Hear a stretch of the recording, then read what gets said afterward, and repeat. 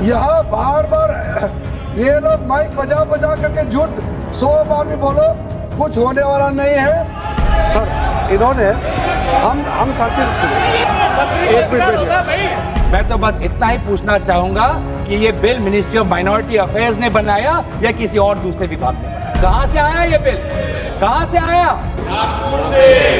जो पार्टी ये कहती हो कि दुनिया की सबसे बड़ी पार्टी है, अध्यक्ष महोदय वो अपना राष्ट्रीय अध्यक्ष नहीं चुन पाए अभी तक।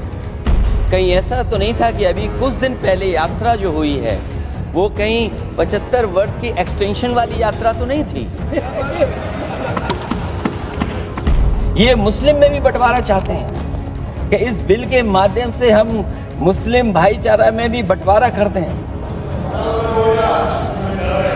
बंटवारा तो पीडीए करेगा अभी। तू हिंदू बनेगा ना मुसलमान बनेगा, इंसान की औलाद है, इंसान बनेगा। The party is having no members of parliament Muslim community. There is no Muslim MP to introduce and pilot the bill and support the cause of the bill, and they are giving moral advice to us how the secularism can be protected. आज का दिन भारतीय राजनीति के लिहाज से बहुत खास दिन रहा। आज संसद में जिस समय मैं ये वीडियो बना रहा हूं उस समय तक चर्चा चल रही है वक्फ संशोधन बिल के ऊपर। केंद्र की एनडीए सरकार ने एक बड़ा फैसला लेते हुए संसद में वक्फ बिल टेबल कर दिया है। पहले ये एक बार टेबल हो चुका था, विपक्ष के कड़े विरोध के बाद इसे जेपीसी को भेजा गया। जेपीसी ने 6 महीने इस पर बैठक की, 14-15 संशोधन किए और उसके बाद आज के दिन मोदी सरकार ने इसे फिर से संसद में टेबल कर दिया और उसके बाद चर्चा परिचर्चा का दौर शुरू हुआ। और आज का दिन चर्चा परिचर्चा के लिहाज से, हंगामों के लिहाज से, सवालों और जवाबों के लिहाज से बाद के कई लंबे समय तक की राजनीति पर असर डालने वाला है। चर्चा शुरू होने के पहले तक यह कयास लगाए जा रहे थे कि जिन 4-5 दलों के गठबंधन के सहारे केंद्र की मोदी सरकार चल रही है उनका रुख क्या होगा। जेडीयू ने शुरू में कंफ्यूजन दिया, लेकिन उसके बाद 3 लाइन का अपना व्हिप जारी करके संसद पहुंच गई।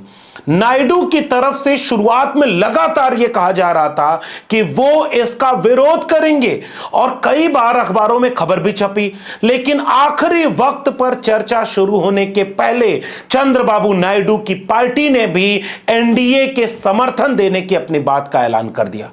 जयंत चौधरी जो दूसरे सहयोगी दल हैं उन्होंने भी व्हिप जारी करके कहा कि वो एनडीए के साथ खड़े हैं। We issued the whip here with NDA. Chirag Paswan ने भी कहा वो एनडीए के साथ खड़े हैं। और जब चर्चा शुरू हुई तो ऐसा लगा कि नरेंद्र मोदी और अमित शाह की जोड़ी ने अपने एनडीए के सभी घटक दलों का समर्थन हासिल कर लिया है। सरकार की तरफ से पूरी तैयारी के साथ एक-एक संशोधन पर अपनी बात रखी गई। सरकार का पक्ष सबसे शानदार तरीके से जिन लोगों ने रखा उसकी एक वानगी आपके सामने पेश करते हैं। ये कानून प्रोस्पेक्टिव है, रेट्रोस्पेक्टिव नहीं है।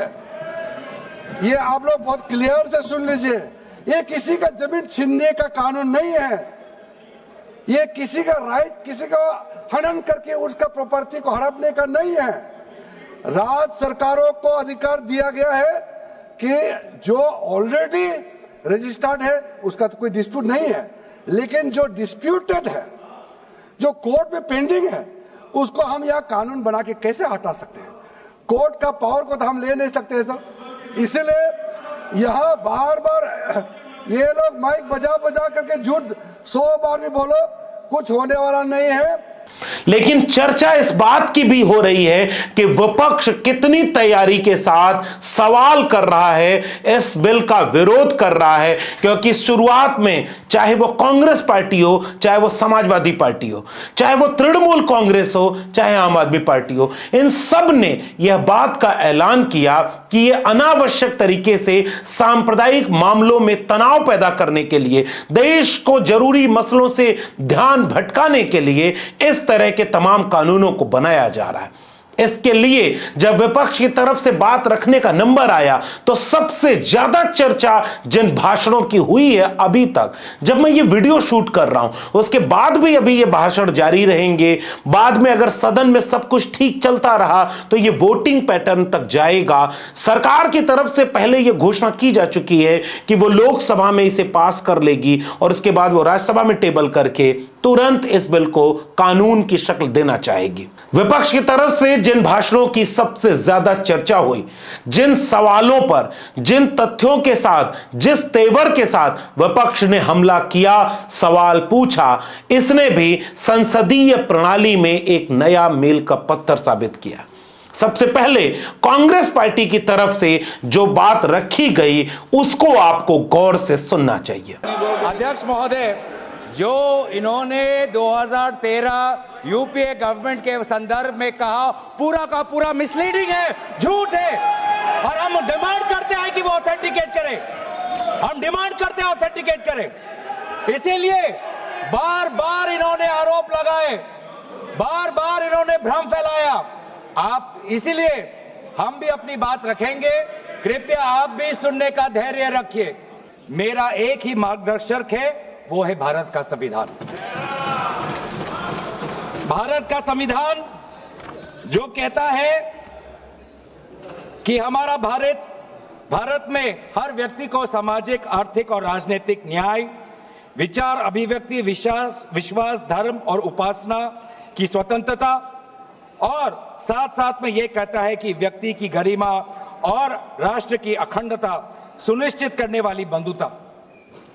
ये बिल आज इस संविधान के इस जो मूल जो ढांचा है उस पर आक्रमण है, और इनकी जो पूरा जो भाषण था वो हमारे संविधान के इस मौलिक अधिकार पर, हमारे संघीय ढांचे पर एक आक्रमण था। एक भी मीटिंग के माइन्यूट्स में एक भी स्टेटमेंट नहीं है कि हमें एक नया वक्फ अमेंडमेंट बिल चाहिए। तो मैं तो यही पूछना चाहता हूं कि अगर नवंबर 2023 तक मिनिस्ट्री ऑफ माइनॉरिटी अफेयर्स ने यह वाजे भी नहीं समझा कि नया एक बिल लाने की जरूरत है, मैं तो बस इतना ही पूछना चाहूंगा कि यह bill ministry of minority affairs ने बनाया या किसी और दूसरे विभाग ने बनाया? कहां से आया यह बिल? कहां से आया? सर, ये का काम उद्देश्य यही है कि देश में मसला और बढ़े, और इसलिए आज इस बिल के विरोध में है। ये बिल हमारे देश की अखंडता, ये बिल हमारे संवैधानिक मूल्य, ये देश हमारे अल्पसंख्यकों की सम्मान, ये देश हमारे अमन, शांति और सदन और जेपीसी में जिस प्रकार से विचार होना चाहिए था उस सब के विरोध में है, और इसलिए आज पूरा इंडिया अलायंस आज इस बिल के विपक्ष में खड़ा हुआ है। देश की तीसरी सबसे बड़ी पार्टी 37 सांसदों के साथ समाजवादी पार्टी की भूमिका इस पूरी बहस के दौरान सबसे अहम रही। समाजवादी पार्टी के स्टैंड से, समाजवादी पार्टी के सवालों से, समाजवादी पार्टी की राजनीतिक दूरदर्शिता से यह बात समझ में आनी चाहिए कि देश की राजनीति में गंभीर विमर्श और लोकतांत्रिक परंपराओं का निर्वहन करने का समाजवादियों का अपना एक इतिहास रहा है। आज समाजवादी पार्टी की तरफ से जो बात रखी गई, जिस तेवर के साथ बात रखी गई, जिस विविधता के साथ रखी गई, इसको भी आपको कुछ वानगी की तरह पेश कर रहा हूं। वक्फ की जमीन से अध्यक्ष महोदय माननीय मंत्री जी बताएं, और मुझे उम्मीद है कि जब जवाब देंगे तो बताएंगे कि वक्फ की जमीन से बड़ा मुद्दा वो जमीन है जिस पर चीन ने अपने गांव बसा लिए हैं, लेकिन कोई बाहरी खतरे पर सवाल बवाल न करे, इसलिए ये बिल लाया जा रहा है। और माननीय मंत्री जहां से आते हैं, जिस प्रदेश से आते हैं, कम से कम ये तो बताएंगे कि वहां कितने चीन ने गांव बसा लिए, घर बन गए हैं। तो ये वक्फ बिल जो लाया जा रहा है वो अपनी वोट बैंक को संभालने के लिए और समाज को बांट करके, ध्रुवी कर करके राजनीतिक लाभ लेने के लिए लाया जा रहा है। और अगर इसके लिए नहीं लाया होता तो पहले से जो जितने फैसले लिए सरकार ने, क्या उससे देश और प्रदेश में कोई बड़ा बदलाव आ गया है? अगर स्मार्ट सिटी का बात करें तो कितनी स्मार्ट सिटी बन गई है आपकी? आपके नोटबंदी की वजह से न जाने कितना रुपया कहां कहां निकल रहा है। तो ये वक्फ बिल जो लाया जा रहा है वो अपनी वोट बैंक को संभालने के लिए और समाज को बांट करके ध्रुवीकरण करके राजनीतिक लाभ लेने के लिए लाया जा रहा है। और अगर इसके लिए नहीं लाया होता तो पहले से जो जितने फैसले लिए सरकार ने, क्या उससे देश और प्रदेश में कोई बड़ा बदलाव आ गया है? अगर स्मार्ट सिटी का बात करें तो कितनी स्मार्ट सिटी बन गई है आपकी? आपके नोटबंदी की वजह से न जाने कितना रुपया कहां निकल रहा है। माननीय सदस्य लोग ये कह रहे हैं कि हमारे सदस्य नहीं है यहां पर, जो हमारे साथी हैं। लेकिन अध्यक्ष महोदय मैं ये कहना चाहता हूं, ये जो बिल लाया जा रहा है, भारतीय जनता पार्टी में एक मुकाबला चल रहा है। भारतीय जनता पार्टी के अंदर मुकाबला चल रहा है कि खराब हिंदू कौन बड़ा है। और ये बात अध्यक्ष महोदय मैं ऐसे ही नहीं कह रहा हूं। जो पार्टी ये कहती हो कि दुनिया की सबसे बड़ी पार्टी है, अध्यक्ष महोदय वो अपना राष्ट्रीय अध्यक्ष नहीं चुन पाए अभी तक।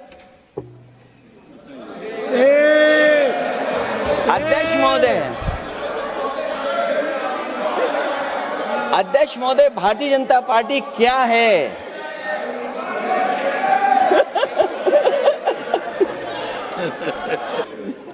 अध्यक्ष महोदय जो बात सोशल मीडिया या और जगह गुपचुप हो रही है, कहीं ऐसा तो नहीं था कि अभी कुछ दिन पहले यात्रा जो हुई है वो कहीं 75 वर्ष की एक्सटेंशन वाली यात्रा तो नहीं थी?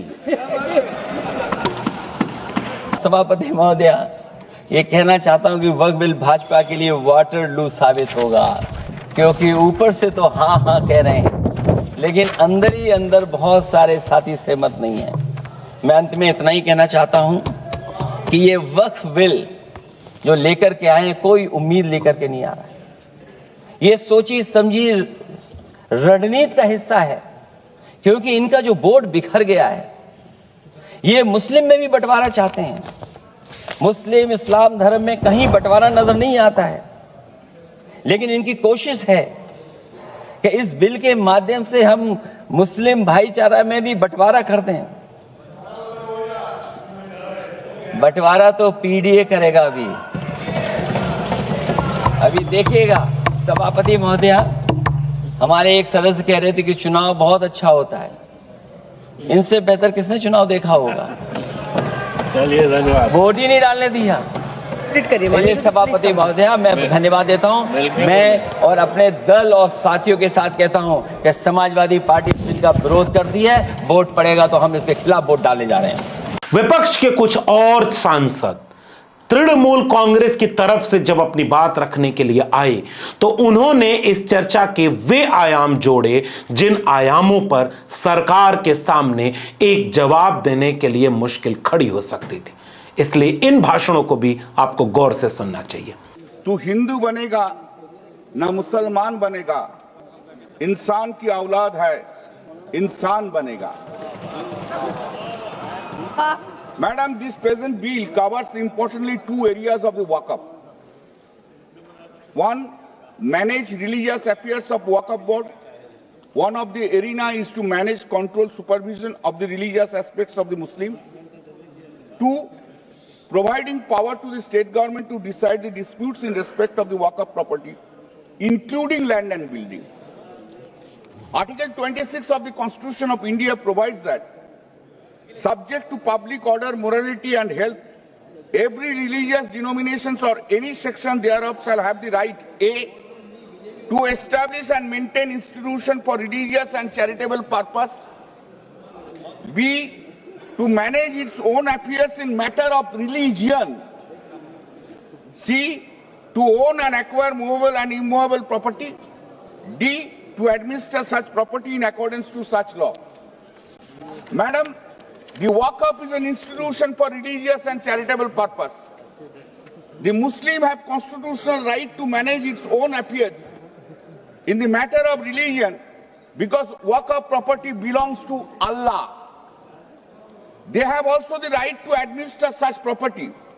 The purpose of the bill is a clear breach of the right of the Muslims to perform their religion duty, to manage their religious affairs, and therefore completely in violation of Article 26 of the Constitution of India.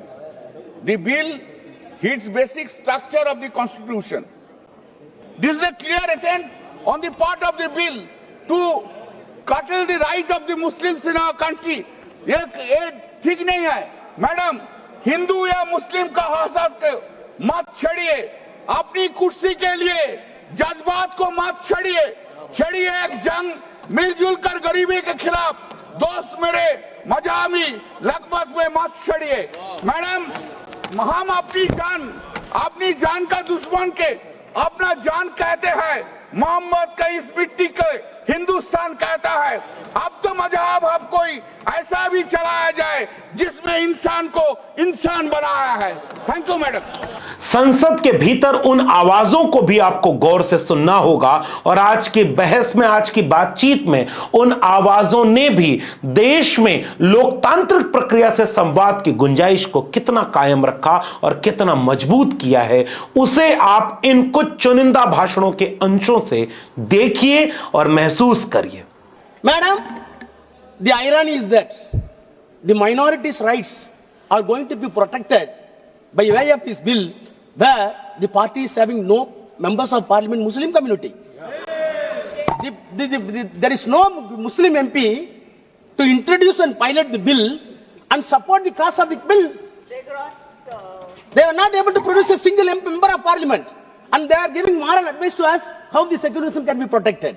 Waqf bill पर चर्चा अभी जारी है। देश एक बहुत अहम निर्णायक मोड़ पर खड़ा है, केवल इसलिए नहीं कि यह मामला मुसलमानों से जुड़ा हुआ है, केवल इसलिए नहीं कि विपक्ष केवल अपने सेकुलरिज्म के वोट बैंक को सिक्योर कर रहा है। मैं इस पूरे मसले को यहां से देखना चाहता हूं कि देश में लोकतांत्रिक वैल्यूज को कहां तक डिबेट, डायलॉग, डिस्कशन में बचाया जा सकता है, कितना गुंजाइश बची है संवाद की, कितना इस बात को हम सोचने और समझने लायक बचे हैं कि सरकार और मीडिया जिस तरह से यह कामयाबी गिना रहा है कि मुसलमानों के पक्ष में है, ऐतिहासिक है, यादगार है, मील का पत्थर है, देश को बदल कर रख देगा, ऐसे ही दावे तो किसानों और नौजवानों के बाकी कानूनों के साथ भी थे। क्या सरकारें कभी यह कहेंगी कि खराब कानून हम ले आए?